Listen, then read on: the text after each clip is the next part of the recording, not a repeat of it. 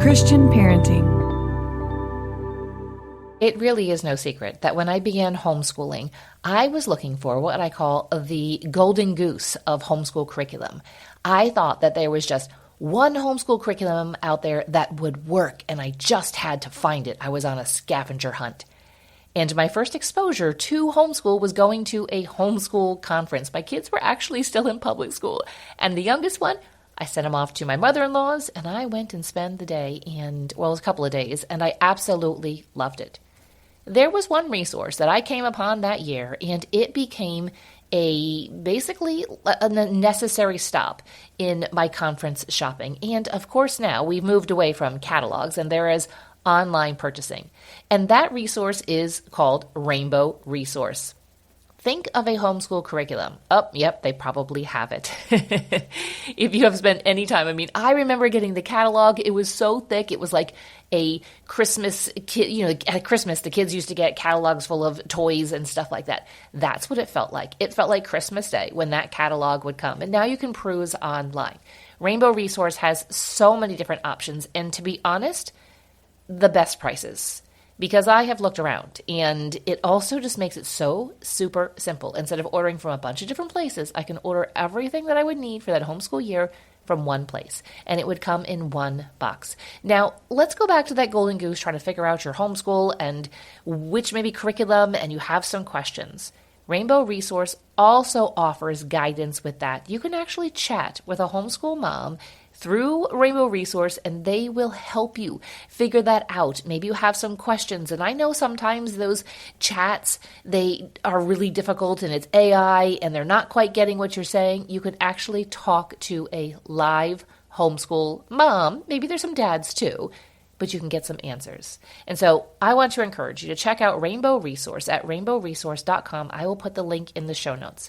Little by Little Homeschool Conference is so blessed by Rainbow Resources' sponsorship of this year's conference. If you are interested in the conference, go ahead and check out the link in the show notes. But basically, you can go to my website, littlebylittlehomeschool.com. You can tap it, and then on the menu, you can hit conference or put in the /conference. But we are just so blessed. And you'll see the Rainbow Resource logo there on that site, and you can always get to Rainbow Resource from that. But I just want to encourage you, as you are looking maybe for some last-minute homeschool curriculum, or perhaps you have not gotten your stuff in order yet, and you're like, oh, I need to do that. Here's your reminder to do that, and go check out Rainbow Resource. Get everything in one place. They are a wonderful company, and I have been blessed by them for the past 15 years, and I know that you will be as well. Welcome to Little by Little Homeschool Podcast. Today's episode is about you trying to look for the easy button for homeschool. And instead of looking for that easy button, I want you to do these things instead. My name is Leigh Nguyen. I am I guess I should say now, a former homeschool mom. That's because my kids all graduated, and it has been such a big blessing in our family and in our lives, and really altered the path that our entire family was on, and our kids individually, and it really adjusted the way that my husband and I looked at life and looked at raising our children. And I want to encourage you to do the same thing, and that is one of our main focuses here at Little by Little Homeschool. Now let's get into today's episode. Do you remember that easy button? They might still have commercials for that. I'm not really quite sure. But it was a Staples store commercial and a red button with the letters in white that said easy on it. And when I looked this up, I found out that basically kind of had a slogan for it and a reasoning for it.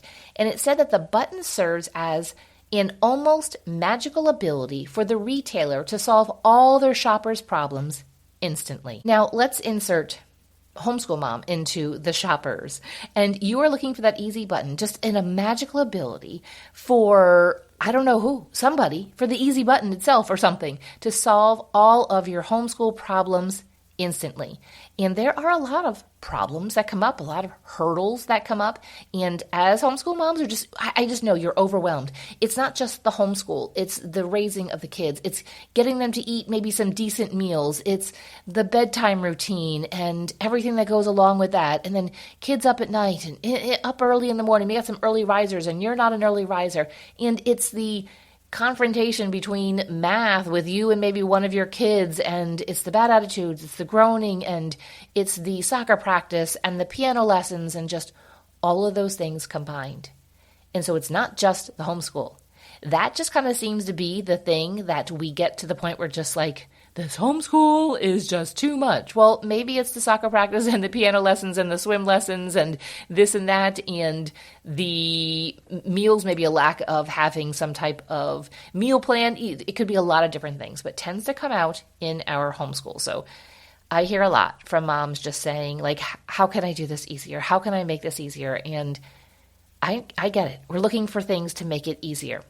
That's kind of maybe a silly example is I will talk to my youngest, and maybe it's at the gym and I'm doing something new or something a little bit different. And I'll be like, oh, I was doing this. And then I say to him, I didn't actually do it that well because I was cheating. My body is always trying to look for the easier way to maybe do that curl with the dumbbells. It's using my shoulder to kind of lift it up instead of using my bicep to lift it up. And I have to be conscious of that. And so you have to be conscious of it too, of trying to find the easy way out. And so I have a couple things that I want to share with you, and I want you to do these things instead of I'll be honest and straightforward and tell you, instead of wasting your time looking for the easy button, do these. I have 4 things. Do this instead. Are you ready for number 1? We're going to go right for the jugular here on this one. Number 1 is to choose to be content. Maybe your life doesn't look like how you thought it was going to be. Maybe your kids they aren't the personalities, and you're hitting challenges that you just didn't think that you were going to have. And maybe it's not even anything extreme. It's just life. There's just a lot of responsibilities and a lot falling on your shoulders and a lot of emotions. Choose to be content. Now, it's not just like this resolve of I will be content, because we'll see that in the world. It'll be slogans like be kind. I'm like, you really can't be kind because you're a sinful person. But you can be kinder. The Holy Spirit can help you be kinder and be more patient. And I'm going to do this and be this. Without the Holy Spirit guiding us, we're going to fall short. And so when it comes to choosing to be content, saying, Lord, help me to be more content. I'm laying this down. Let me know when I am thinking to myself thoughts that are not of contentment. And so it is choosing that. Now, I did do an episode about being a happy homeschool mom. Now, happy and content, it's not the same thing, but I really think that list of different things that I mentioned will really help you to flesh out this choosing to be content. And I will link that episode in the show notes for you. But the first thing to do, instead of just looking for the easy button, is to choose to just walk through whatever it is that is hard and choose to be content through it. Number 2 is to make the homeschooling. We're talking specifically about homeschooling here. And this can also apply to parenting and to motherhood. But make it your job. And again, this is not school at home. This is home educating our children, their hearts and their minds and their bodies and all of those things.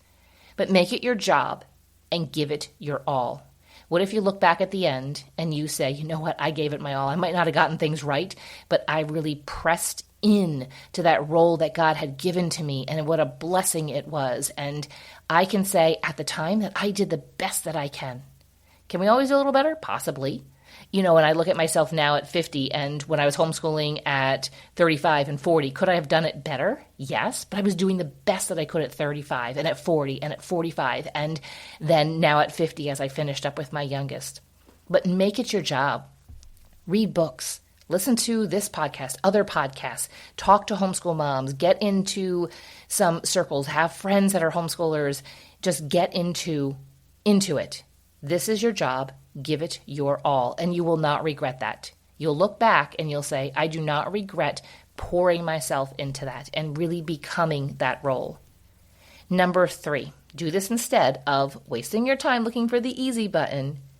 Be flexible and adjust as needed. Now, I know that kind of sounds like big and broad, but be flexible.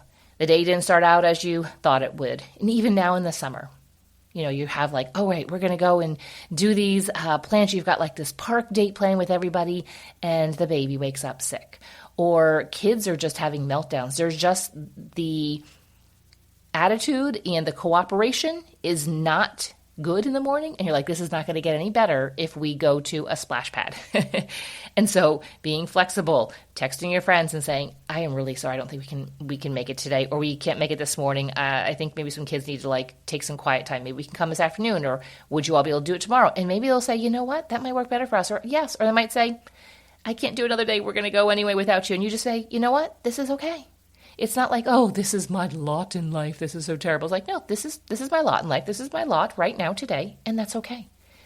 Be flexible and adjust as needed when it comes to your homeschool. The easier way, in air quotes, easier way, is actually to adjust. That curriculum that is just too hard and you can't quite figure it out, or it is causing too much contention, maybe to be a little bit more flexible. We've talked about this. Maybe don't do all 50 problems of the math in that lesson. You're like, my kid, why is it taking them 4 hours to do math? I hear everybody else saying that, this other tween or teen, it's only taking them 30 minutes. Why is it taking mine 4? Because you're making them do all 50 problems. Maybe that's what it is. Be flexible, adjust. There was times where, and I've talked about this, we did the lesson on one day and then some problems related to that, and the next day was completely review. There's even been times I've stretched out a lesson to 3 days. We are looking for mastery over those topics instead, and mastery in our math, as opposed to just flying through it and coming to the end of it and then being like, I really don't know what I did this past year in math. So be flexible and adjust as needed. Number 4 is to put in the time. I want to encourage you just to put your head down, do the day in and the day out, even when there appears to be zero payout. Our culture looks for the easy way out of things. How can we make something easier? And this is a controversial topic, opinion here. But when it comes to, again, I don't know your health. You can have a different opinion. You can stop listening to me because you don't like my take on this, but this is my take. After losing 35 pounds, after putting on 30 pounds, and then losing 35 pounds, which has taken me 3 years to be able to get to that point, it has taken time because it has been slow, and I have learned a lot through it. I now understand what body recomposition is because I did a couple deficits. There was no other way of getting a bunch of that fat off than to do that. And so we're looking for the easy way out. We're looking for a pill. We're looking for an injection. We're looking for something. And listen, that was me. All of these things. I've tried many different things. I've tried some beet juice diet and all kinds of things, and it did not work. I had to put my head down, and day in and day out, I had to show up for myself. Show up for myself in the workout. I do resistance training, strength training, and walking. And I had to show up for myself in confronting my gluttony and confronting what my body actually needs when it comes to diet and nutrition. That comes through putting your head down and putting in the time and putting in the effort. And the same thing with homeschool. Again, if you don't like that example, that is just something that is forefront of my mind, and there can be nuances and caveats, and I understand that. You can have those, and you can keep that keep that opinion to yourself and carry on with your life. We could all be fine. But it's just is doing the work day in and day out. It's not pretty. Most of it is not Instagram worthy. You might go and look, and there's these beautiful accounts, and it's aesthetic and stuff, and they're showing you a stage kind of thing. Behind the scenes, it's just regular life. Those moms' hair is just kind of crazy in the morning. Maybe they didn't get their teeth brushed, and they're still in their pajamas, and their kids are just doing the work, and it can be tedious. And again, you're like, I don't know if this is ever going to end. It will end someday. Don't wish it away is what I want to encourage you. But you have to just put your head down, do the work day in and day out. Maybe you share on Instagram and share the aesthetic stuff. That's absolutely fine. Go for it. But there's actually work that has to be done when it comes to home educating our kids and preparing them for their next season in life. And you need to do this even when there appears to be zero payout. As my kids got older, and especially teen years, and different personalities as well, would express more like, thanks, Mom, for homeschooling. I'm so glad I don't have to get on the bus because I wasn't even up when the bus came driving through our neighborhood. There may not be payouts in words, especially when your kids are younger, and you're just going to hear maybe possibly a lot of negativity to them. They're not necessarily focusing on the positives, and so that's up to you. They might be like, oh, the math, I don't like this, and all of this. But then you could say, yes, I understand that, but look, I gave you 3 hours in the afternoon to do your arts and your crafts or your reading or your building or whatever, like, and turn it around. Help them to then focus on the positive stuff. And maybe you'll start to get some payouts, but there's many times there's no payouts. I remember having newborn babies, and until they would maybe start smiling around maybe 6 weeks or so, it just felt, I just remember that first because it was the first time I'd spent so much time with any baby. And it just felt overwhelming. My personality was much different than it is now. I was not a very relaxed mom. And when she started smiling at 6 weeks, I was like, okay, this is worth it. That was a little bit of a payout, but those first 6 weeks were really, really hard. And it doesn't mean that you stop doing it because they're not smiling at you. Come on now. No, we still continue to take care of our newborns because we value their life and we love them, and they're just this sweet, innocent thing. And so there appears to be zero payout, and they start smiling, and then they start cooing, and they start making noises and really interacting with you. And you're like, this is so good. You might right now in your homeschool be in that first 6 weeks still. And it might not be 6 weeks. Literally, you might be 6 years in and still feel like you are in that first 6 weeks of just not really getting any payout. It's okay. The payout will come. Sometimes the payout just comes in your own observation of your kids and saying, look at how well they're doing. Look how well adjusted they are. Look how socialized they are. And just look at the way that you are able to possibly protect and shelter them from the world, and they can really enjoy a childhood. So those are my 4 things that I would say to do instead of looking for that Staples easy button. Before we close out, I want to remind you about Rainbow Resource and the incredible options that you have. Again, think about a homeschool curriculum. It is there. Their company really loves homeschool moms and really wants to see you succeed. So I highly encourage you to not only get the great prices and all of the great options, but also use their resources that are available to be able to help you to find the homeschool curriculum and get some answers and all those things. You can get information at rainbowresource.com. And again, I am so thankful for Rainbow Resource and their sponsorship of Little by Little Homeschool Conference this September. If you'd like to come, we would love to have you. Again, all those resources and all those links and everything is going to be in the show notes for you. Have a blessed day, and thank you for joining me in today's episode.